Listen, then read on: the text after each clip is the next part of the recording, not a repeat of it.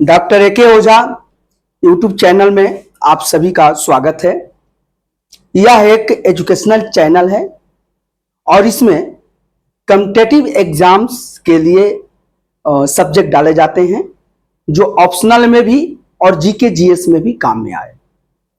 अब हम एनसीईआरटी शुरू किए हैं, एनसीईआरटी का सीरीज, और पहले दिन भी इंट्रोडक्शन में इस बात की चर्चा की गई थी कि जो एनसीईआरटी है जिस क्लास की है उस क्लास के बच्चे के लिए बहुत उपयोगी है, साथ ही साथ उन स्टूडेंट्स के लिए भी बहुत उपयोगी है जो प्रतियोगी परीक्षाओं की तैयारी कर रहे हैं। और प्रतियोगी परीक्षा यानी कि आईएएस लेवल की परीक्षा से लेकर और जो अभी छोटे स्तर के एग्जाम्स हो रहे हैं, जैसे उत्तर प्रदेश में देखिए पुलिस भर्ती हुई है या बिहार में जो बीपीएससी टीचर्स की हुई है, सभी में ये कारगर है और सभी के लिए जरूरी है और बहुत सारे क्वेश्चंस आएंगे। तो क्लास 6 का हिस्ट्री एनसीईआरटी शुरू किया गया है।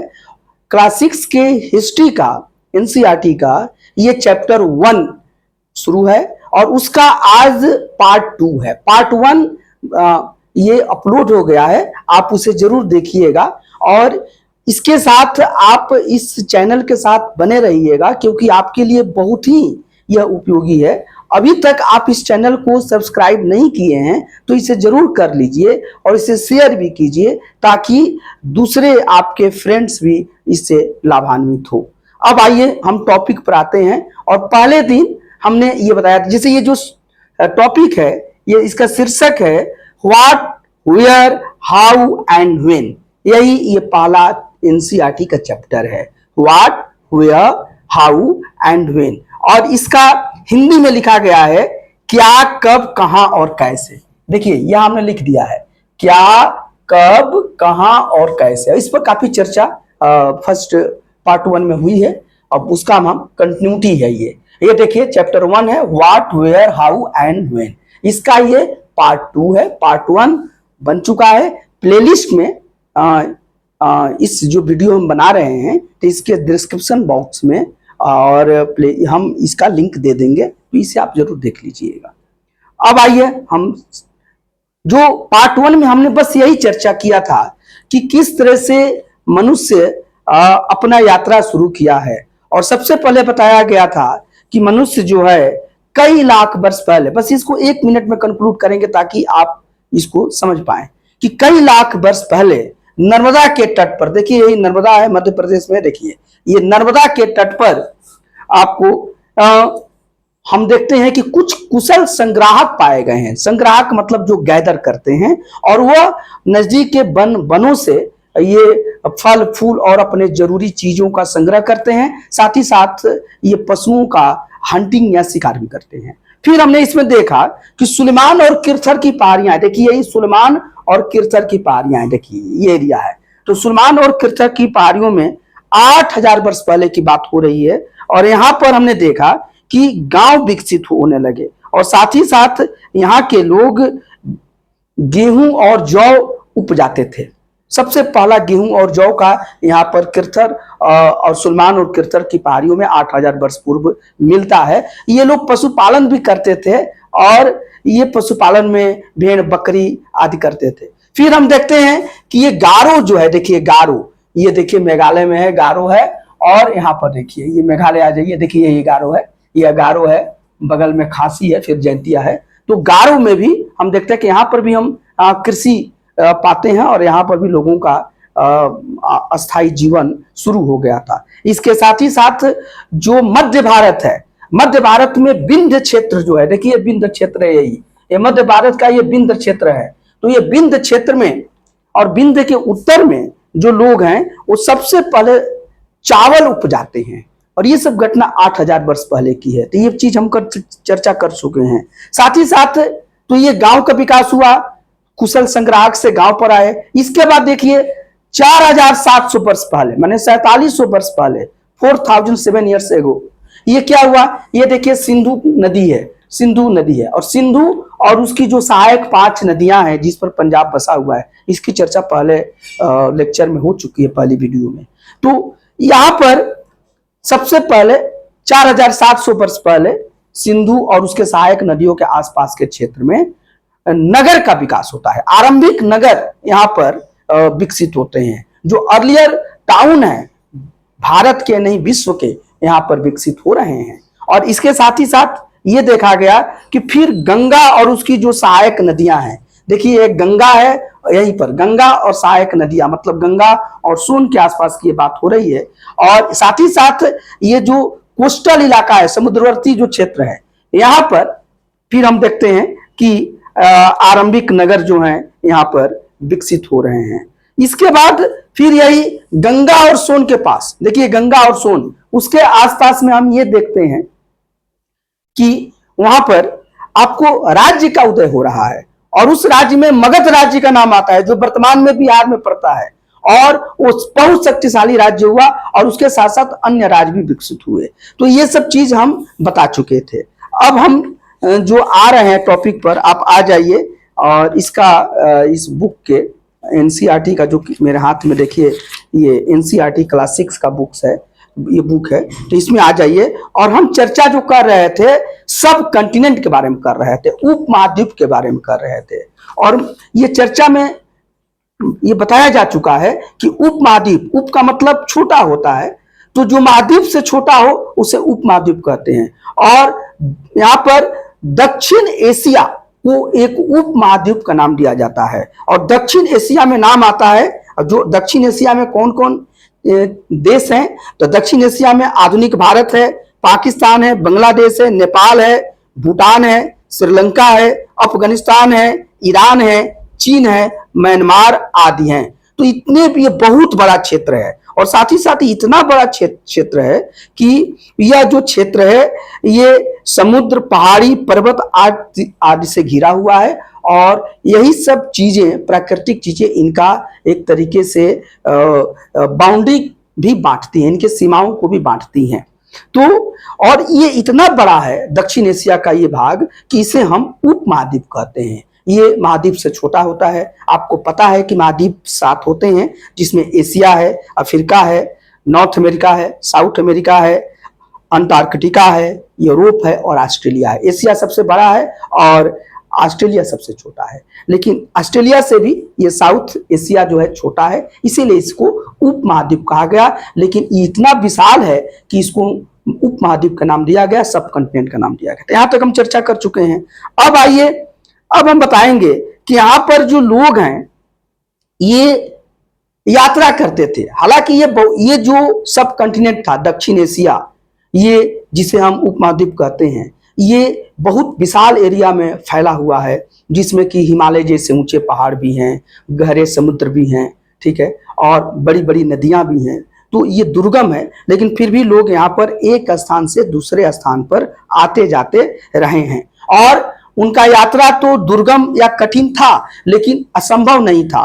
और उनके एक स्थान से दूसरे स्थान जाने के कई कारण थे, जिसे मैं यहाँ पढ़ देता हूं, आप इसको सुन लीजिए। लोगों ने सदैव उपमहाद्वीप के एक हिस्से से दूसरे हिस्से तक यात्रा की। कभी कभी हिमालय जैसे ऊंचे पर्वतों, पहाड़ियों, रेगिस्तान, नदियों तथा समुद्रों के कारण यात्रा जोखिम भरी होती थी। फिर भी ये यात्रा उनके लिए असंभव नहीं थी। ये तो हम चर्चा कर चुके हैं। अतः कभी लोग काम की तलाश में, तो कभी प्राकृतिक आपदाओं के कारण एक स्थान से दूसरे स्थान पर जाया करते थे। लोगों के जाने का कारण था कि कभी वह कोई काम खोजने के लिए, या किसी प्राकृतिक नेचुरल अगर कोई डिजास्टर आ जाती थी, या नेचुरल कोई प्राकृतिक कोई आपदा आ जाती थी, तो उसके कारण लोग एक स्थान से दूसरे स्थान जाया करते थे। कभी कभी सेनाएं दूसरे क्षेत्रों पर विजय करने के लिए जाती थी। कभी कभी दूसरे क्षेत्रों को जीतने के लिए भी सेना एक स्थान से दूसरे स्थान तक जाती थी।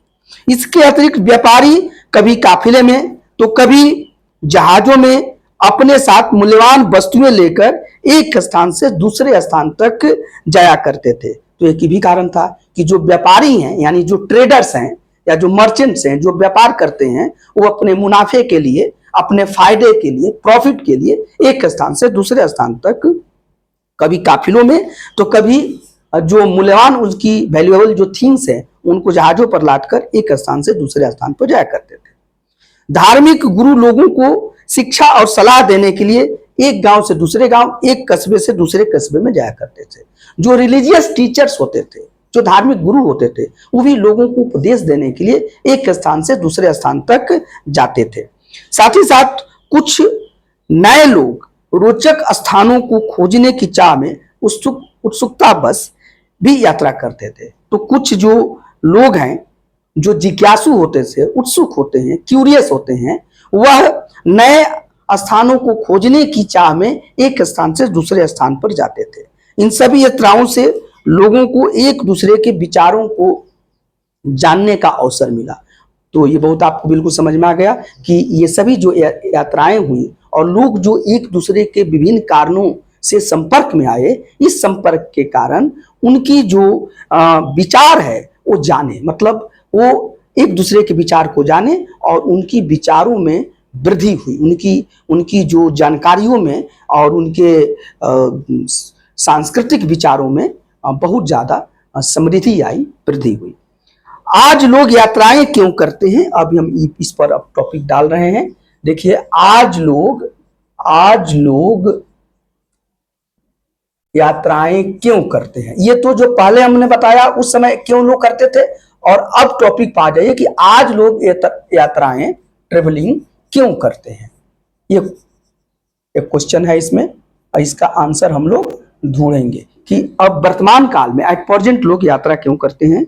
तो फिर एक बार ये मानचित्र को आप देखिए मानचित्र यहाँ पर ये रखा गया, इसको देखिए ये भारत का मानचित्र है, इंडिया का मैप है, और इंडिया का यह फिजिकल मैप है। और साथ ही साथ देखिए यहाँ पर हमने वर्ल्ड का भी मैप रखा है, संसार का, वर्ल्ड का, और उसका ये राजनीतिक मैप है, क्योंकि यहाँ पर भी हमें चर्चा में आपको दिखाना है कि ग्रीक, यूनान और ईरान को दिखाना है, तो इसलिए यहाँ पर हम इसको मैप को रखे हैं। तो अभी यहीं तक चर्चा है। तो फिर मानचित्र एक में जो मैप है, मानचित्र एक में देखिए मैप किताब में आपको दिया गया है, और ये उपमहाद्वीप का प्राकृतिक मैप है, तो आप उसको देख सकते हैं बुक्स में अपने, और नहीं तो फिर यहाँ पर देखिए, तो इसको मैप को देखिए, पहाड़ियां, पर्वत और समुद्र इस उपमहाद्वीप की प्राकृतिक सीमा का निर्धारण करते हैं। ये जो उपमहाद्वीप है, देखिए ये पहाड़ियां हैं, ये हिमालय पर्वत है, तो ये समुद्र है, तो ये पहाड़ियां जो हो गए, पर्वत हो गई और समुद्र जो हुए, इस उपमहाद्वीप के प्राकृतिक सीमा का यह निर्धारण करते हैं। हालांकि लोगों के लिए इन सीमाओं को पार करना आसान नहीं था, फिर भी जिन्होंने ऐसा चाहा वे ऐसा कर सके, वे पर्वतों की ऊंचाई को छू सके तथा गहरे समुद्र को पार कर सके। तो यही होता है ना, जहां चाह वहां राह। तो अगर आप चाहते हैं तो ये प्राकृतिक जो सीमाएं थी, ऊंचे पर्वत, दुर्गम पहाड़ियां और साथ ही साथ गहरे समुद्र, तो इनको पार करना ये कोई आसान काम नहीं है। फिर भी जिनमें अदम्य इच्छा शक्ति थी, उन लोगों ने इसे संभव बनाया और इसे पार भी किए। इसके साथ साथ उपमहाद्वीप के बाहर से भी कुछ लोग यहाँ आए और यहीं बस गए। अब देखिए, कुछ लोग तो उपमहाद्वीप के अंदर में एक स्थान से दूसरे स्थान जा रहे हैं, कुछ लोग जो उपमहाद्वीप के बाहर के हैं, इस सब कंटिनेंट के बाहर के हैं, यानी कि दक्षिण एशिया के बाहर के लोग भी यहाँ पर आए और आकर यहाँ पर बस गए। और क्या हुआ कि इस आवागमन ने हमारी सांस्कृतिक परंपराओं को समृद्ध किया। ये जो लोग एक स्थान से दूसरे स्थान लोग आए, इस उपमहाद्वीप के यानी कि साउथ एशिया के बाहर के भी लोग आकर जो साउथ एशिया में आकर बस गए, तो यहाँ उससे हुआ क्या कि यहाँ की जो सांस्कृतिक परंपरा है वो समृद्ध हुई। और चूंकि साउथ एशिया में ये भारत या इंडिया प्लेट कहा जाता है, वो बहुत ज्यादा एरिया में है, इसलिए इसको हम लोग भारतीय उपमहाद्वीप भी कहते हैं, इंडियन सब कंटिनेंट भी कहते हैं। तो ये बहुत प्रभावित हुआ है। कई सौ वर्षों के लोग पत्थर को तराशने, संगीत रचने, यहाँ तक कि भोजन बनाने के नए तरीकों के बारे में भी एक दूसरे के विचारों को अपनाते रहे। तो विभिन्न क्षेत्रों में पत्थर के तराशने में लोग एक दूसरे के विचारों से प्रभावित हुए। देखिए, अभी भारत में हम लोग गंधार कला, गंधारा आर्ट और मथुरा कला, मथुरा आर्ट के बारे में जानते हैं। तो गंधार कला में जो था वो एक तरह से यूनान का उस पर प्रभाव दिखता है। तो लोग एक दूसरे के पत्थर तराशने में, एक दूसरे की जो कला है उसको सीखे, संगीत रचने में और यहाँ तक कि भोजन बनाने में भी लोगों ने एक दूसरे के विचारों को अपनाया, और इससे उनकी जानकारियाँ बढ़ी और उनकी संस्कृति समृद्ध हुई। अब आइए देश के नाम, देखिए नेक्स्ट टॉपिक है देश के नाम, और इस देश के नाम पर हम लोग चर्चा करें। देश का नाम मतलब हम भारत, क्योंकि भारत के बारे में पढ़ रहे हैं तो देश का नाम मतलब भारत का नाम कैसे पढ़ा। तो देश के, देखिए ये देश के नाम है, देश के नेम ऑफ द कंट्री, ये टॉपिक है, इस पर थोड़ा हम फोकस करते हैं। और जैसा कि हमने चर्चा किया था कि ये बिल्कुल एक एक लाइन और एक एक वर्ड में पढ़ूंगा और वह समझाऊंगा ताकि आपको ये संपूर्ण जानकारी आपको हो पाए। देखिए अपने देश के लिए प्रायः इंडिया तथा भारत जैसे नामों का प्रयोग करते हैं। तो सीधी सी बात है कि भारत जो हमारा देश है, ये प्रेजेंट ये कंट्री, इसके लिए हम इंडिया या भारत का नाम प्रयोग करते हैं। और हमारे भारत के संविधान में भी, कॉन्स्टिट्यूशन में भी यही दो शब्द लिखा है, इंडिया और भारत। अब देखिए, अब आइए, इंडिया शब्द इंडस से निकला हुआ है जिसे संस्कृत में सिंधु कहा जाता है। जो इंडिया शब्द है, आपके मन में ये प्रश्न आना चाहिए कि इंडिया ना शब्द कहां से आया। तो एक्चुअली इंडिया शब्द इंडस से निकला हुआ है। इंडिया शब्द जो है, देखिए ये इंडिया है ना, ये इंडिया, ये शब्द जो है इंडस से निकला हुआ है। इंडस, देख रहे हैं, इंडिया जो है इंडस से निकला हुआ है। और संस्कृत में जिसे सिंधु कहा जाता था। इंडस ही संस्कृत में क्या है, सिंधु है, ठीक है ना। और सिंधु, यही आपने सिंधु नदी है जिसकी हमने चर्चा किया था।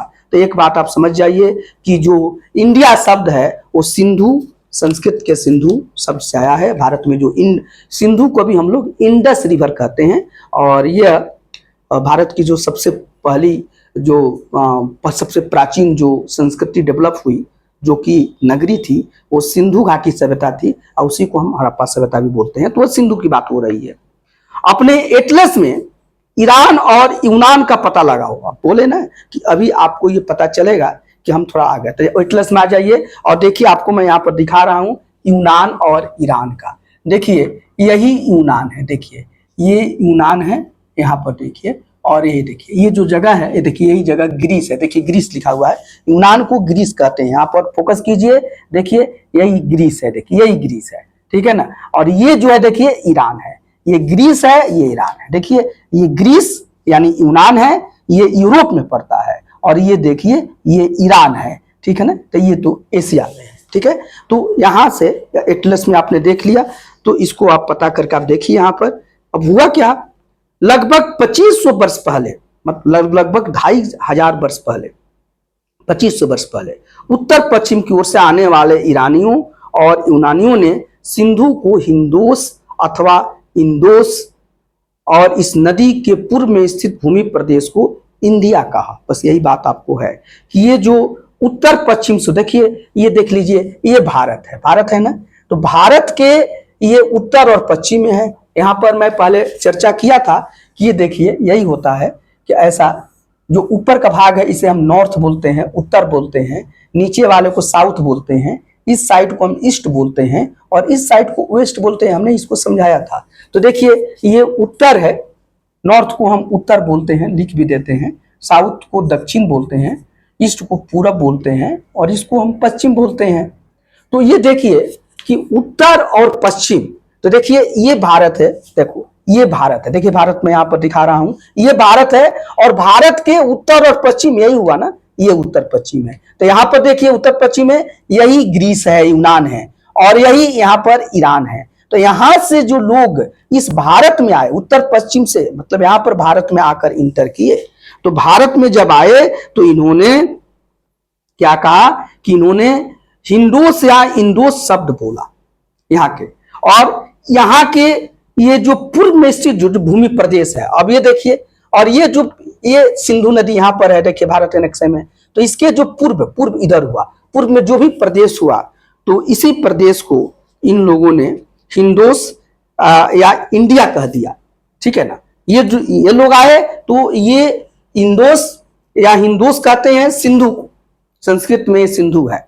और इसके पूर्व में स्थित स्थान को इन्होंने इंडिया नाम दे दिया, और तभी से इस देश का नाम इंडिया हो गया। कितना ही रोचक बात है कि भारत को हम इंडिया कैसे कहते हैं। तो इंडिया इंडस शब्द से निकला है, इंडस सिंधु को कहा जाता है। ये कौन लोग कहते थे, ये लोग जो यूनान से भारत में आए, और जो या ईरान से भारत में आए। यूनान को आज ग्रीस कहा जाता है, ग्रीस पूरा अंग्रेजी में कहा जाता है, और इराक जो है उसे उस समय पर्सिया भी कहा जाता था। तो इराक तो अभी प्रेजेंट है, और ये क्या है कि भारत के ये उत्तर पश्चिम में है, ठीक है ना। और फिर बार बार मैं दिखा रहा हूं, ये देख लीजिए, यही ग्रीस है, देखिए ये ग्रीस है, ये जगह है, ये भारत है उत्तर पश्चिम में, और ये देखिए ये ईरान है, ये दोनों उत्तर पश्चिम में। यहां से लोग जब भारत में आए तो चूंकि यहाँ सिंधु नदी थी तो इसको इन लोगों ने हिंदोस या इंडोस कहा, और इसके सिंधु के पूर्व के जो भूमि प्रदेश है इसी का नाम इन लोगों ने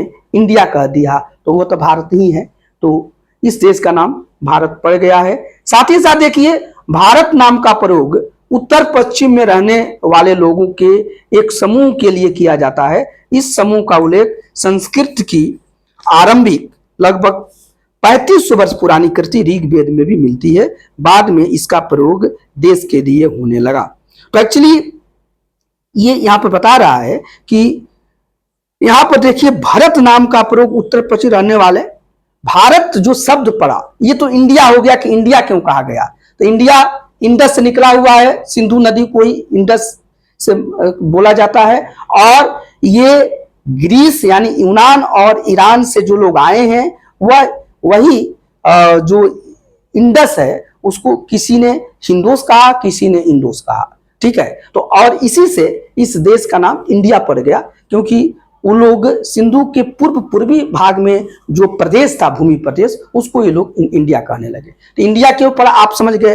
अब भारत क्यों पड़ा, क्योंकि भारत में ये कहा जाता है कि उत्तर पश्चिम में रहने वाले लोगों के एक समूह के लिए किया जाता था। भारत उत्तर पश्चिम, देखिए ये भारत आ जाइए, तो भारत का ये उत्तर पश्चिम जगह है, ठीक है ना। यहाँ पर कुछ समूह रहते थे, प्राचीन काल में उनको समूह कहा जाता था, जन कहा जाता था। उसमें एक भरत जन था, ठीक है। और कल के वीडियो में मैं चर्चा किया था कि रावी नदी के तट पर एक दशहरा की युद्ध हुआ था, और जिसमें कि दशहरा की मतलब 10 राजा युद्ध में थे, 10 राजाओं का युद्ध, और उस युद्ध में अंततः भरत जन विजयी हुआ, और यह यहाँ पर भरत जन रहता था, तो इसी भरत जन के नाम पर इस देश का नाम भारत पड़ गया। तो ये भारत की जो बात आ रही है कि भरत नाम का प्रयोग उत्तर पश्चिम रहने वाले एक समूह के लिए किया जाता था। यही उत्तर पश्चिम में भारत के यहाँ पर एक समूह रहता था जो भरत कहलाता था, भरत, ठीक है। और समूह को जन भी कहा गया है आपको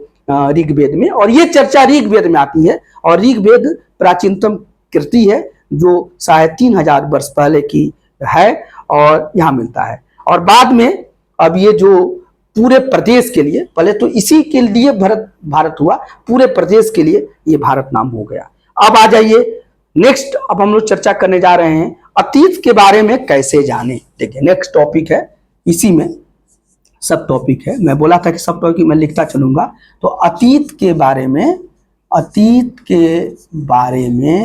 कैसे जाने, अतीत के बारे में कैसे जाने, ठीक है। अब इस टॉपिक पर अपने को फोकस करें बेटा, और देखिए अतीत की जानकारी हम कई तरह से प्राप्त कर सकते हैं। इनमें से एक तरीका अतीत में लिखी गई पुस्तकों को ढूंढना और पढ़ना है। अतीत मतलब पास्ट, बीती हुई बातों को हम कई तरीके से जान सकते हैं। तो सबसे एक तरीका तो यही है कि उस समय की जो लिखी गई पुस्तक हैं, जो बुक्स हैं, उसको ढूंढा जाए और उसको पढ़ा जाए। ये पुस्तकें हाथ से लिखी होने के कारण पांडुलिपि कही जाती थी, बहुत इंपॉर्टेंट है। और उस समय प्राचीन काल की जो पुस्तकें हैं वो हाथ से लिखी जाती थी। तो हाथ से लिखी जाती थी, जो चीज हाथ से लिखी जाती है उसको पांडुलिपि कहते हैं। क्या बोलते हैं? पांडुलिपि। देखिए पांडुलिपि, इसी को अंग्रेजी में मैन्युस्क्रिप्ट भी बोलते हैं। क्या बोलते हैं? मैन्युस्क्रिप्ट। मैं लिख दे रहा हूं मैन्युस, फिर इसके बारे में आपको मैं समझाऊंगा। मैन्युस्क्रिप्ट, हाथ से लिखा, जो चीज लिखा जाए उसे पांडुलिपि कहते हैं, और उसी को हम मैन्युस्क्रिप्ट भी कहते हैं। एक्चुअली मैन्युस्क्रिप्ट शब्द जो है वो लैटिन शब्द मेनू से बना हुआ है। एक मेनू शब्द होता है, ये लैटिन वर्ड है। देखिए मेनू से ही मैन्युस्क्रिप्ट बना है, तो ये लैटिन शब्द है। और मेनू का मतलब होता है आपका हाथ से। मेनू का मतलब क्या होता है? हाथ। तो हाथ है मेनू का। तो हाथ से जो चीज लिखा गया, जो स्क्रिप्ट हाथ से लिखा गया, वो मैन्युस्क्रिप्ट हो गया, और उसी को हिंदी में या संस्कृत में पांडुलिपि कहा जाता है। अब इसके बारे में बार बार क्वेश्चन पूछा जाता है। देखिए, ये पांडुलिपियां प्रायः तार पत्रों तथा हिमालय क्षेत्र में उगने वाले भूर्ज नामक पेड़ की छाल से विशेष तरीके से भोजपत्र पर लिखी जाती थी। तो इन पांडुलिपियों को लिखने के लिए भोजपत्र बनाया जाता था। और भोजपत्र कैसे बनता था? तो ताड़ पत्र से, ताड़ मतलब पाम, जो पाम का ट्री होता है, पाम ट्री, तो जो ताड़ का पत्र है, तो ताड़ पत्र या हिमालय क्षेत्र में, हिमालय की जो, हिमालय देखिए हिमालय क्षेत्र है, तो हिमालय क्षेत्र में यहाँ पर एक भूर्ज नामक पेड़ मिलता है। हिमालय क्षेत्र में जब जाएंगे तो वहां पर एक पेड़ मिलता है, उसे भूर्ज कहा जाता है। और भूर्ज के छाल से, छाल मतलब बार्क से, तो पेड़ का जो स्टेम होता है, तना होता है, उसमें से छाल निकाला जाता है, बार्क।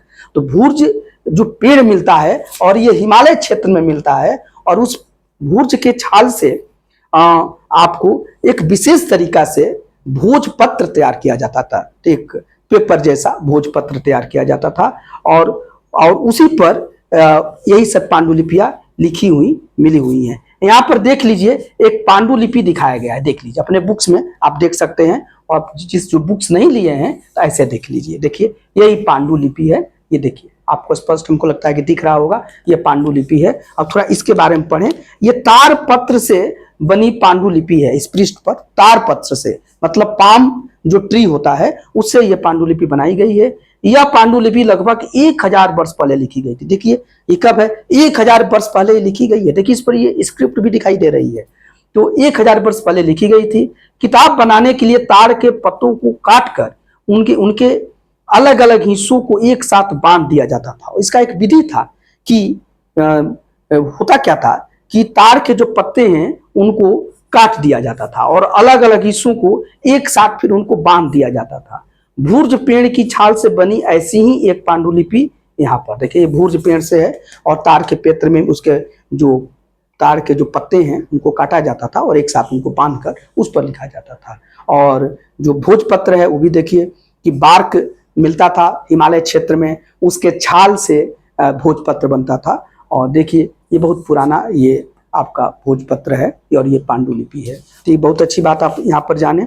इतने वर्षों में इनमें से कई पांडुलिपियों को कीड़ों ने खा लिया। अब इसके साथ समस्या भी है कि पांडुलिपियां जो है बहुत पुरानी हैं और ये जो चर्चा हम कर रहे हैं हजारों वर्ष पहले की बात हो रही है, तो उनमें से बहुत पांडुलिपियों को जो कीड़े हैं, इंसेक्ट्स हैं, खा जाते हैं। अभी भी हम लोग अलमारी में किताब रखते हैं तो उसे कीड़े खा जाते हैं, कीड़े लग जाते हैं, दीमक लग जाते हैं। तो और तथा कुछ नष्ट कर दी गई, तो कुछ तो खा गए और कुछ को तो नष्ट कर दिया गया। आपने देखा कि आपके देश पर कई बार अटैक हुए हैं और लाइब्रेरियों में ये सब पांडुलिपियां और मंदिरों में रखी गई हैं, और जो आक्रांता आया है वो लाइब्रेरी में आग लगाया है या मंदिरों को तोड़ा है, तहस नहस किया है। तो बहुत पांडुलिपियां जो हैं वो नष्ट भी हो गई हैं और बहुतों को तो कीड़ों ने खा लिया। फिर भी ऐसी कई पांडुलिपियां आज भी उपलब्ध हैं, लेकिन इतने बर्बादी के बाद भी आज भी कई पांडुलिपियां अभी बची हुई हैं, उपलब्ध हैं। प्रायः ये पांडुलिपियां मंदिरों और विहारों में होती हैं। अब ये पांडुलिपियां पाई कहाँ जाती हैं? तो ये प्रायः मंदिर जो होते थे, टेम्पल होते थे, और विहार जो थे, मोनेस्ट्री जो होते थे, मठ जो होते थे, जनरली बुद्धिस्ट जो लोग थे उनके विहार कहा जाता था, बौद्ध विहार। तो ये विहारों में या मंदिरों में, टेम्पल्स में ऐसी पांडुलिपियां रहती हैं या होती थी। इन पुस्तकों में धार्मिक मान्यताओं और व्यवहारों जो पांडुलिपियां में और पांडुलिपि के माध्यम से जो पुस्तक लिखी गई हैं या भोजपत्र पर जो हाथ से जो पुस्तक लिखी गई हैं, उनके विषय वस्तु क्या होते थे, उनके कंटेंट क्या होते थे? तो उनके कंटेंट जो हैं वो प्रायः धार्मिक मान्यता और व्यवहार होते थे। रिलीजियस बिलीफ्स और रिलीजियस जो फेथ है वो उसमें होते थे और ट्रेडिशंस होते थे। राजाओं के जीवन जो लाइफ ऑफ किंग्स होते थे या लाइफ ऑफ रूलर्स होते थे। औषधियां तथा विज्ञान आदि प्रकार के विषयों की चर्चा होती थी। तो देखिए इसको तो आप कह सकते हैं कि धार्मिक मान्यता है, राजा के जीवन है, लेकिन इसके साथ साथ उसमें औषधियों की भी चर्चा है, मेडिसिन की चर्चा है, और साथ ही साथ उस समय की मेडिसिन यानी आयुर्वेदिक मेडिसिन और विज्ञान आदि की भी चर्चा है, विज्ञान की भी चर्चा है। तो ये जो पांडुलिपियां हैं ये साइंस के लिए भी और मेडिकल फील्ड के लिए भी बहुत जरूरी है। साथ ही साथ अपने धर्म और संस्कृति को जानने के लिए या हिस्ट्री को जानने के लिए, राजाओं के जीवन से हम उस समय के इतिहास को जान सकते हैं। तो ये सब इनके विषय वस्तु होते थे। अब देखिए, इनके अतिरिक्त हमारे यहाँ महाकाव्य, कविताएं और नाटक भी हैं। इनमें से कई संस्कृत में लिखे हुए मिले हैं, जबकि अन्य प्राकृत और तमिल में हैं। और प्राकृत भाषा का प्रयोग आम लोग करते थे। एक और बात है कि ये सब तो पांडुलिपियों के माध्यम से हमें मिलता ही है, साथ ही साथ कई महाकाव्य, कविताएं और नाटक भी मिलते हैं जो पांडुलिपियों पर लिखे गए। महाकाव्य मतलब इपिक, कविताएं मतलब पोएट्री और नाटक मतलब ड्रामा, ये भी मिलते हैं और सभी ये संस्कृत में लिखे हुए हैं। हालांकि बहुत सारे जो पांडुलिपियां हैं वो प्राकृत और तमिल भाषा में भी मिलती हैं और प्राकृत भाषा का प्रयोग आम लोग करते थे। जैसे प्राचीन भारत में संस्कृत तो एक पढ़ा लिखा वर्ग करता था, लेकिन जो आम लोगों की भाषा होती थी वो प्राकृत होती थी। तो इन सभी चीजों में, ये सभी चीजें पांडुलिपियों में मिल जाती है। तमिल भाषा में लिखी हुई चीजें मिलती है, प्राकृत भाषा में मिलती है, संस्कृत भाषा में मिलती है। ये सब जानकारी हमें मिलता है। उस समय के मेडिसिन या औषधि, उस समय के विज्ञान, साइंस, उस समय के राजाओं के जीवनी यानी इतिहास, उस समय के जो रिलीजियस बिलीफ्स हैं, रिलीजियस व्यवहार और धार्मिक मान्यताएं हैं, परंपराएं हैं, वो मिलती हैं। तो ये तमाम चीजें हमें जानकारी मिलती है। अब आ जाइए पांडुलिपि के बाद आइए अभिलेखों के बारे में। देखिए, अब ये पांडुलिपि एक चर्चा हो गई, अब अभिलेख आ जाइए। अभिलेख इसको इंस्क्रिप्शन भी कहते हैं। अभिलेख को क्या बोलते हैं अंग्रेजी में? इंस्क्रिप्शन। मैं बोला हूं कि मैं इंस्क्रिप्शन, ये ऐसा नहीं कि जो बच्चे अंग्रेजी मीडियम में हैं और जो बच्चे हिंदी मीडियम में पढ़ रहे हैं, दोनों के लिए फायदेमंद है। तो अब अभिलेख या इंस्क्रिप्शन की चर्चा करेंगे। और इंस्क्रिप्शन क्या है उसको समझिए। ऐसे लेख पत्थर या धातु जैसी अपेक्षाकृत कठोर सतहों पर उत्कीर्ण किए मिलते हैं। अभी तो अभी पांडुलिपि पढ़ रहे थे, तो पांडुलिपि में आपने क्या देखा? पांडुलिपि में आपने देखा कि वो भोजपत्र वगैरह पर पढ़ते हैं तो बहुत सॉफ्ट होते हैं, वो बर्बादी हो जाते हैं। लेकिन जो अभिलेख होते हैं, जो इंस्क्रिप्शन होते हैं, वो अपेक्षाकृत वो कठोर सतह पर उत्कीर्ण किए जाते हैं। ठीक है ना? और उत्कीर्ण मतलब कि इंस्क्राइब्ड किए जाते हैं। और देखिए, वो पत्थर पर या धातु जैसी या किसी धातु पर, मेटल पर या पत्थर पर या रॉक पर उसको इंस्क्राइब किया जाता है, उसको उत्कीर्ण किया जाता है। कभी कभी शासक तथा अन्य लोग अपने आदेशों को इस तरह उत्कीर्ण करवाते थे, मतलब उस पर खुदाई करवाते थे, ठीक है ना, ताकि लोग उन्हें देख सके, पढ़ सके तथा उनका पालन कर सके। नहीं, समझ लीजिए, उत्कीर्ण क्योंकि वो कठोर चीज है, तो उस पर किसी चीज से खुदाई करके ही लिखा जाएगा या किसी चीज से उत्कीर्ण किया जाएगा, इंस्क्राइब किया जाएगा। वो हार्ड चीज है तो हार्ड चीज से ही उस पर लिखा जाएगा। नहीं, आप अपने घरों में देखते हैं जनरली सिलबट्टा वगैरह होता है, तो उसको एक तरीके से क्या किया जाता है, उसको जब भी सिलबट्टा को बना लोग करते हैं तो आते हैं पत्थर पर काम करने वाले लोग और हार्ड चीज से, छेनी से उस पर उत्कीर्ण करते हैं। ठीक है ना? तो जो मेटल पर या रॉक पर कोई चीज लिखा जाएगा तो सीधे हाथ से तो आप लिख नहीं देंगे, हाथ से ही लिखेंगे, लेकिन उसको किसी कठोर छेनी से या चीजों से उत्कीर्ण करके उस पर लिखेंगे, बहुत बारीकी से उस पर आप लिपि को लिखेंगे। तो यही चीज यहाँ पर बताया जा रहा है कि जो अभिलेख हैं या जो इंस्क्रिप्शंस हैं वो हार्ड चीजों पर होते थे और जनरली वो पत्थर पर होते थे या मेटल्स पर होते थे या कठोर चीजों पर मिले पाए गए हैं। और शासक लोग क्या करते थे या अन्य लोग भी अपने आदेशों को इस पर उत्कीर्ण कराते थे ताकि लोग देख सके, पढ़ सके, पालन कर सके। तो जो उस समय के जो शासक होते थे, जो रूलर होते थे या अन्य लोग भी जो हैं, अपनी बात को अगर कहीं कुछ कहना चाहते हैं तो उसको इस पर लिख कर और उसको कहीं पब्लिक प्लेस पर, सार्वजनिक जगह पर लगा देते थे ताकि लोग उसको पढ़े और उसका उन चीजों का पालन करें। कुछ अन्य प्रकार के अभिलेख भी मिलते हैं जिनमें राजाओं तथा रानियों सहित अन्य स्त्री पुरुषों ने भी अपने कार्यों का विवरण उत्कीर्ण कराए हैं। कुछ अन्य चीज भी मिलते हैं जिसमें कि राजा रानी या अन्य लोग भी हैं, तो वो अपने कार्यों को उस पर उत्कीर्ण करवाते हैं। आप प्राय मंदिरों में जाएंगे तो देखते हैं पत्थरों पर लोग नाम लिख देते हैं, बहुत लिखा जाता है किस पत्थर पर ये चीज इन्होंने दान किया, इन्होंने लिखा, तो वही आपका अभिलेख है। नहीं, मंदिरों में या कहीं जाइए तो देखिए पत्थर पर लिख कर ये लिखा रहता है और हार्ड चीज पर, ताकि वो चीज लंबा समय तक चले, बर्बाद ना हो। तो ये जो अभिलेख है या इंस्क्रिप्शन है, तो अनेक राजा और रानी या इस अन्य स्त्री पुरुष भी अपने कार्यों का विवरण उत्कीर्ण करवाते थे। और उदाहरण के लिए शासक लड़ाइयों में अर्जित विजयों का लेखा जोखा रखते थे। जो शासक लोग होते थे, रूलर्स, अगर लड़ाई लड़ लिए तो उसमें क्या चीज उन्हें मिला और विजय अपना किए, कहाँ पर विजय किए और किसके विरुद्ध किए, इस सब का वो लोग लेखा जोखा या अकाउंट यहाँ पर ये लिखा करते थे। ठीक है, अब देखिए यहाँ आपको हम दिखा रहे हैं कि लगभग 2250 वर्ष पुराना अभिलेख, ये देखिए, ये एक अभिलेख आपके बुक में दिखाया गया है। ये 2250 वर्ष पुराना है, 2250 ईयर्स एगो है। तो 2250 वर्ष पहले का पुराना एक अभिलेख है। देखिए ये अभिलेख ये पत्थर पर लिखा गया है और ये देख लीजिए कि यह अभिलेख वर्तमान अफगानिस्तान के कंधार से प्राप्त हुआ है। ये जो अफगानिस्तान है, देखिए यहाँ पर भारत के ये पश्चिमोत्तर में ये अफगानिस्तान पड़ता है, तो अफगानिस्तान में ही ये कंधार शहर है और उस कंधार से यह अभिलेख मिला हुआ है। यह अभिलेख अशोक नामक शासक के आदेश का उत्कीर्ण किया गया है। इस पर अशोक नामक शासक इस पर आदेश उत्कीर्ण कराया था। तो मौर्य साम्राज्य का बहुत ही महत्वपूर्ण शासक अशोक था।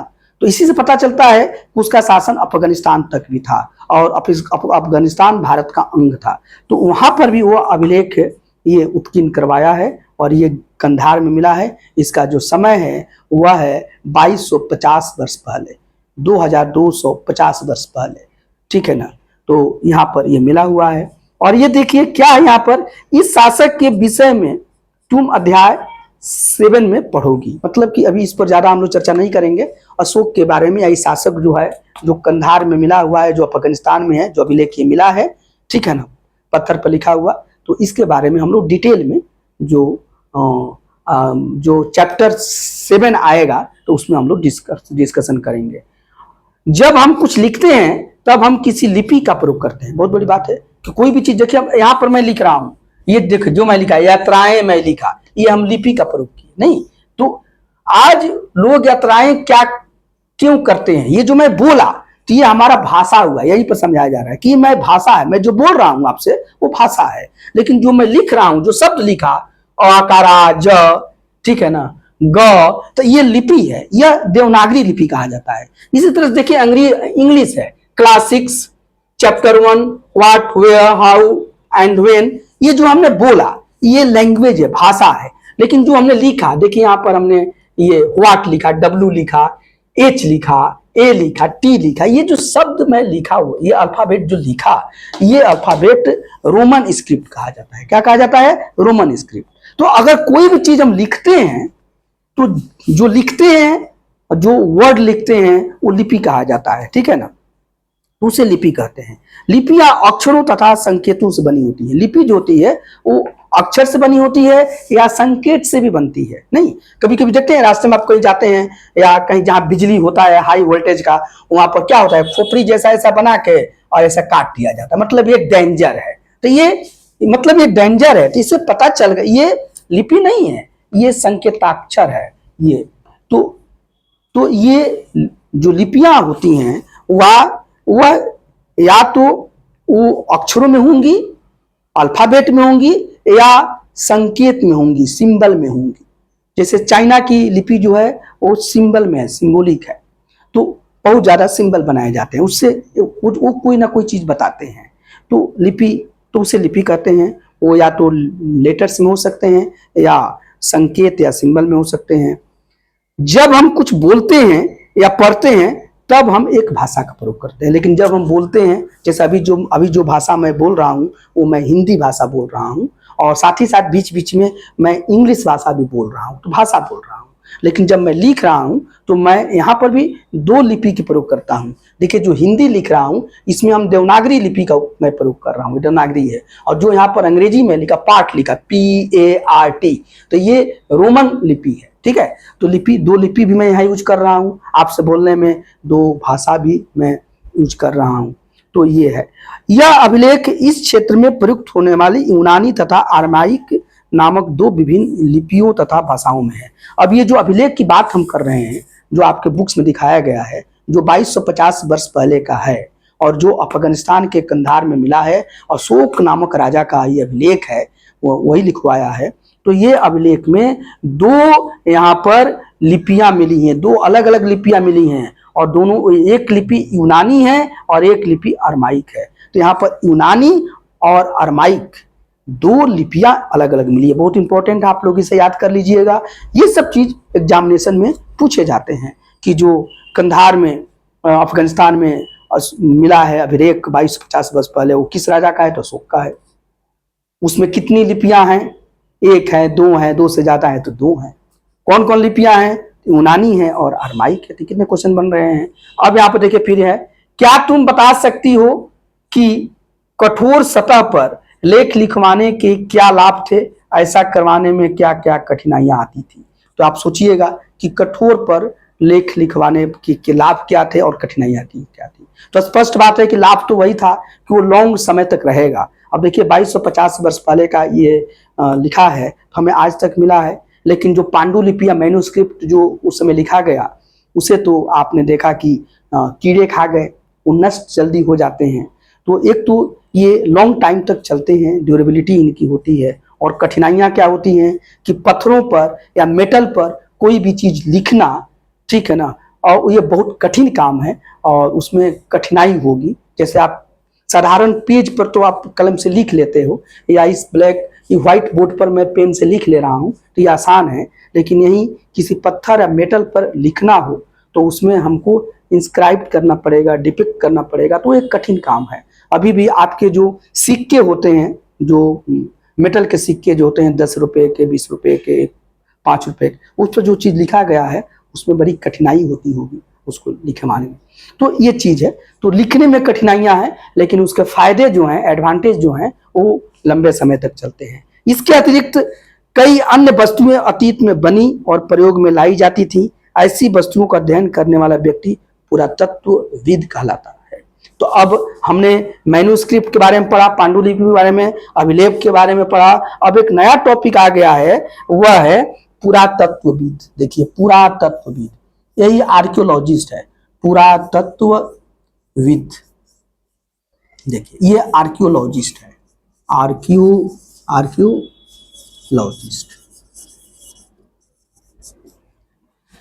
ठीक है। तीन चीज के बारे में जानकारी यहां पर हम लोग कर रहे हैं। पांडुलिपि के बारे में हमने जान लिया, फिर हम अभिलेख, पांडुलिपि को ही मैन्युस्क्रिप्ट कहा गया, फिर हम अभिलेख या इंस्क्रिप्शन के बारे में जाना। अब हम लोग जो नया एक सब्जेक्ट आया इसमें, वह है पुरातत्वविद या आर्कियोलॉजिस्ट। तो पुरातत्वविद के बारे में पढ़ने जा रहे हैं।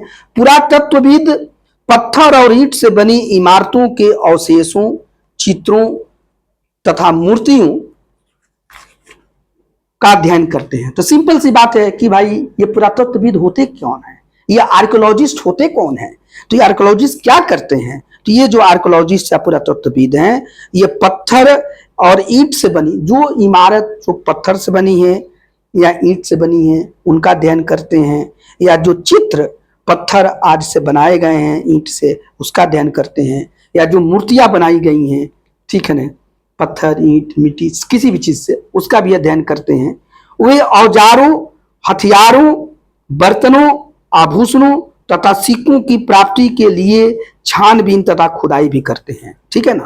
वो खोजते हैं, अगर कोई खुदाई करते हैं, जमीन की खुदाई करते हैं और उसे या खोजते हैं, उन सब छानबीन करते हैं कि अगर कोई औजार उनको मिल जाए, कहीं हथियार मिल जाए, कोई बर्तन मिले, कोई आभूषण मिले, कोई सिक्का मिले, तो उसकी छानबीन भी करते हैं। और उसकी इन सब चीजों को पाने के लिए जरूरत पड़े तो वो इसको खुदाई भी करते हैं, एक्सकेवेशन भी करते हैं, ठीक है ना। इनमें से कुछ वस्तुएं पत्थर, पक्की मिट्टी तथा कुछ धातु की बनी हो सकती हैं। जब इन चीजों को छानबीन करते हैं, खोजते हैं, ठीक है ना, और उस खोजने के लिए वो एक्सकेवेशन भी करते हैं, वो खुदाई भी करते हैं, तो इनमें से कुछ वस्तुएं तो पत्थर की होती हैं, कुछ वस्तुएं मेटल की बनी हुई मिल जाती है, धातु की, कुछ चीजें पक्की मिट्टी की बनती हैं, तो ये चीज मिलती है। ऐसे तत्व कठोर तथा जल्दी नष्ट न होने वाले होते हैं। जो चीजें मान लीजिए कि ये पत्थर के मिलते हैं, ऐसे चीजें अगर आपको मिल जाए जो कि धातु के हों, मेटल के हों, या ऐसी चीजें जो पकाई हुई मिट्टी की हो, तो ये चीजें बहुत जल्दी नष्ट नहीं होती हैं, लंबे समय तक बची रहती हैं। अब मिट्टी वाले चीज तो टूट सकती हैं, टूटने को तो वो भी टूटते हैं, तो लेकिन ये लंबे समय तक ये चीजें ये मिल जाती हैं, ठीक है ना। तो देखिए यहाँ पर दिखाया गया है कि बाई एक प्राचीन नगर से प्राप्त इस तरह के पात्रों का प्रयोग 4700 वर्ष पूर्व होता था। देखिए यहाँ पर एक घड़ा मिला हुआ, देख रहे हैं, ये देखिए, ये घड़ा है और ये घड़ा 4700 वर्ष पहले मिला हुआ है घड़ा। 4700 वर्ष याद कीजिए, वही सिंधु सभ्यता की बात हो रही है, हड़प्पा संस्कृति की बात हो रही है। तो ये घड़ा मिला है और उस समय ये प्रयोग में इस तरह के घड़ा लोग प्रयोग करते थे, ठीक है ना। अब सिंधु सभ्यता पढ़ेंगे तो इस पर विशेष हम चर्चा करेंगे, अभी इतना जानिए। और ये देखिए मिला हुआ, साथ ही साथ दाएं एक पुराना चांदी का सिक्का, देखिए यहाँ पर एक ये चांदी के ये सिक्का भी मिले हुए हैं, और इस तरह के सिक्कों का प्रयोग 250 वर्ष पहले होता था। इस तरह के जो सिक्के हैं 250 वर्ष पहले होते थे, 2500 वर्ष पहले होते थे, और वही 2500 वर्ष पहले है जब मैं नगर वगर की विकास कर रहा हूं, तो इस समय के सिक्के भी मिले हैं, चांदी के सिक्के हैं, तो ये मिले हुए हैं। तो ये सब कौन बताता है? ये पुरातत्वविद बताते हैं, छानबीन करके चीज कर, इसमें बहुत तरह की चीजें होती है, कार्बन डेटिफिकेशन करते हैं, उससे समय का पता लगाते हैं कि सब चीजें कब का है, या बहुत चीजों से वो तालमेल करते हैं, पर उसी पर मार रहे हैं। पुरातत्वविद जानवरों, चिड़ियों तथा मछलियों की हड्डियां ढूंढते हैं, पुरातत्वविद बहुत चीज ढूंढते हैं, ठीक है ना। इससे वो जानवर, चिड़िया या मछली की हड्डियां भी ढूंढते हैं। इससे उन्हें यह जानने में मदद मिलती है कि अतीत में लोग क्या खाते थे। नहीं, जब जानवर मिलेगी, मछली की हड्डियां मिल जाएगी, या चिड़ियों की हड्डियां मिलेगी, पक्षियों की, बर्ड्स की, तो पता चलेगा कि ये लोग किस तरह की चीज खाते थे। तो ये लोग अगर खाते हैं तो उनकी हड्डियां वगैरह ज्यादा मिली हुई हैं। वनस्पतियों के अवशेष बहुत मुश्किल से बच पाते थे, जो वनस्पति हैं, पेड़ पौधे हैं, उनके जो अवशेष हैं वो तो बहुत मुश्किल से बच पाते हैं। यदि अन्न के दाने या लकड़ी के टुकड़े जल जाते हैं तो जले हुए रूप में बचते हैं। अगर अन्न का दाना है, बहुत जगह जला हुआ अन्न का दाना मिला है, या लकड़ी भी अगर जल गई है तो जले हुए टुकड़े मिले हैं, तो ये सब चीजों का आपस में कनेक्शन जोड़ते हैं जो पुरातत्वविद होते हैं, जो आर्कियोलॉजिस्ट होते हैं, इन चीजों को जोड़ते हैं और जोड़कर एक निष्कर्ष पर, एक कंक्लूजन पर वो पहुंचते हैं। अब देखिए, क्या पुरातत्वविदों को बहुधा कपड़ों के अवशेष मिलते होंगे? एक क्वेश्चन आया है कि जो कपड़े होते हैं वो तो और बर्बाद हो जाते हैं, तो वो उनके मिले हुए हैं। तो हाँ, इसके ये भी मिले हैं, मोहनजोदारो में कपड़े का अवशेष मिले हैं। जनरली मिट्टी पर कपड़ों का छाप पड़ जाता है, तो उससे पुरातत्वविद पता लगाता है कि कपड़े का छाप है, कपड़ा तो नष्ट हो गया लेकिन छाप वहां पर मिलता है। तो ऐसे भी चीजों को पता लगाते हैं। अब देखिए, पांडुलिपियों यानी मैन्यूस्क्रिप्ट, अभिलेखों, इसका मतलब ये हो गया कि इंस्क्रिप्शन, तथा जो पुरातत्व है, ठीक है ना, जो आर्कियोलॉजिकल जो एविडेंस है से ज्ञात जानकारियों के लिए इतिहासकार प्रायः स्रोत शब्द प्रयोग करते हैं। स्रोत यानी सोर्सेज। तो ये जो स्रोत या सोर्स है, देखिए स्रोत, इसी को हम सोर्स कहेंगे, ठीक है ना। तो इसको जो इतिहासकार होते हैं यानी हिस्टोरियंस जो होते हैं, और पुरातत्वविद यानी आर्कियोलॉजिस्ट जो होते हैं, तो ये जो हमने चर्चा किया, पांडुलिपि, मैन्यूस्क्रिप्ट या अभिलेख, इंस्क्रिप्शन या पुरातत्वविद, आर्कियोलॉजी, ठीक है ना, आर्कियोलॉजिकल एविडेंस, ये जो चीजें मिलती हैं, तो इन सब चीजों को आपस में, ये चीजों को लोग क्या बोलते हैं? सोर्स बोलते हैं, स्रोत बोलते हैं, क्योंकि उनको एक स्रोत मिल गया और इस स्रोत के आधार पर ये अतीत के बारे में जानने का प्रयास करते हैं, ये बीती हुई चीजों के बारे में जानने का प्रयास करते हैं और उसका कनेक्शन जोड़ते हैं, ठीक है ना। और स्रोत के प्राप्त होते ही अतीत के बारे में पढ़ना बहुत रोचक हो जाता है, क्योंकि इन स्रोतों की सहायता से हम धीरे धीरे अतीत का पूरा निर्धारण करने लगते हैं। तो जब ये स्रोत मिल जाते हैं, यानी कि जो हमें मैन्यूस्क्रिप्ट मिल गई, लिखी हुई चीजें मिल गई, हमें अभिलेख मिल गए, ठीक है, मेटल आदि पर और पत्थर पर लिखे हुए कोई चीज मिल गए, या हमें पुरातात्विक एविडेंस, आर्कियोलॉजिकल एविडेंस मिल गए, खुदाई में घड़ा मिल जाए, सिक्के मिल जाए, खिलौने मिल जाए, तमाम चीज जो मिलते हैं, या बिल्डिंग्स मिल गए टूटे हुए, जैसे हड़प्पा में हुआ तो बिल्डिंग्स मिले हुए हैं, टूटे हुए खुदाई में रोड्स मिल गए। तो इन सब चीजों जब मिल जाते हैं तो ये बहुत, जो पुरातत्वविद और जो हिस्टोरियंस होते हैं उनके लिए ये सोर्सेज हो गए अतीत को जानने के लिए, पास्ट को जानने के लिए, इतिहास को जानने के लिए, और वो बहुत ही इंटरेस्टिंग तरीके से इसका अध्ययन करने लगते हैं और उससे फिर गुत्थी सुलझाने लगते हैं कि पिछले समय में क्या क्या हुआ था। अतः इतिहासकार तथा पुरातत्वविद उन जासूसों की तरह हैं जो इन सभी स्रोतों का प्रयोग सुराग के रूप में कर अतीत के बारे में जानने का प्रयास करते हैं। तो बिल्कुल ये सिंपल सी बात है कि ये जो पुरातत्वविद होते हैं, ये जो आर्कियोलॉजिस्ट होते हैं या जो इतिहासकार होते हैं या हिस्टोरियंस होते हैं, या एक जासूस की तरह होते हैं, एक डिटेक्टिव की तरह होते हैं। और ये जो सोर्स मिले, जो उनको पांडुलिपियों के द्वारा माध्यम से मिले या मैन्युस्क्रिप्ट के माध्यम से मिले या फिर उनको इंस्क्रिप्शन या अभिलेख के माध्यम से मिले या आर्कियोलॉजिकल या पुरातात्विक सामग्रियों के माध्यम से मिले, इन स्रोतों को वो आपस में उनका अध्ययन करते हैं और बिल्कुल जासूस की तरह, बिल्कुल डिटेक्टिव की तरह उसका अध्ययन करके और पीछे अतीत में घटी हुई घटनाओं को का कनेक्शन जोड़कर और ये लोग इतिहास का पुनर्निर्माण कर देते हैं, इतिहास को फिर से एक सही तरीके से लिखने का ये प्रयास करते हैं। तो ये यहाँ तक हम पढ़ें। अब नेक्स्ट टॉपिक है अतीत एक या अनेक। एक क्लास और इसमें आपको देंगे क्योंकि ये लेंदी हो जाएगा ज़्यादा बोलेंगे तो पार्ट 3 भी इसमें आएगा। तो पार्ट 1 आ चुका है, ये पार्ट 2 मैं अभी आपसे डिस्कशन किया और इस चीज को आप समझिए, हमें लगता है कि आपको फायदा होगा। हाँ, एक आपसे ये मेरा ये निवेदन है कि जब भी आप पढ़िए तो ये हार्ड कॉपी अगर हो तो आप इसे खरीद लीजिए, इसको लेकर बैठिए पढ़ने, या नेट से खोल लीजिए, या अगर ये भी ना हो तो आप ध्यान से बातों को सुनिए और एक भी क्लास को मिस मत कीजिए, ठीक है। और इसको ध्यान से पढ़िए, कोई कमेंट हो तो उसे जरूर कीजिए। धन्यवाद।